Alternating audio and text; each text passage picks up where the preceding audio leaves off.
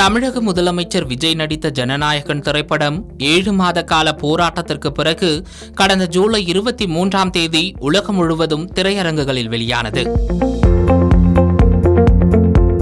நடிகராக தனது திரைப்பயணத்தை முடித்துக் கொண்டு முழு அரசியலில் ஈடுபட போவதாக அறிவித்ததால் விஜயின் கடைசி திரைப்படமாக இது இருக்கும் என கூறப்படுகிறது. இதனால் இத்திரைப்படத்திற்கு ரசிகர்கள் மத்தியில் பெரும் எதிர்பார்ப்பு கூடியிருந்தது.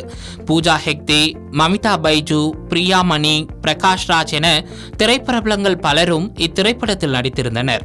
இப்படத்திற்கு இசையமைப்பாளர் அனிருத் இசையமைத்திருந்தார். இத்திரைப்படம் வெற்றிகரமாக திரையரங்குகளில் திரையிடப்பட்டு வருகிறது.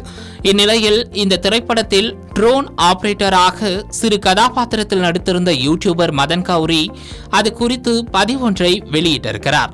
அதில் தனது ரசிகர்களிடையே கீப் ட்ரீமிங் ஸ்குவாட் என்ற கேப்ஷனுடன் தனது சமூக வலைதள பதிவுகளில் அடிக்கடி எனக்கு விஜய் சாரின் திரைப்படத்தில் நடிக்க ஒரே ஒரு வாய்ப்பையாவது வழங்குங்கள், ஒரு ஓரமாக ஸ்கிரீனில் இருந்தாலும் பரவாயில்லை, அல்லது தண்ணீர் கேன் போடுபவனாக இருந்தாலும் கூட பரவாயில்லை, ஒரே ஒரு வாய்ப்பு இருந்தால் கொடுங்கள், இந்த வீடியோவை வினோத் அண்ணாவுக்கு ஷேர் பண்ணுங்க என அவர் அடிக்கடி வீடியோக்களில் கூறிய வசனங்கள் அடங்கிய வீடியோவை மேனிஃபெஸ்டேஷன் என்ற தலைப்புடன் உருக்கமாக பதிவிட்டிருக்கிறார்.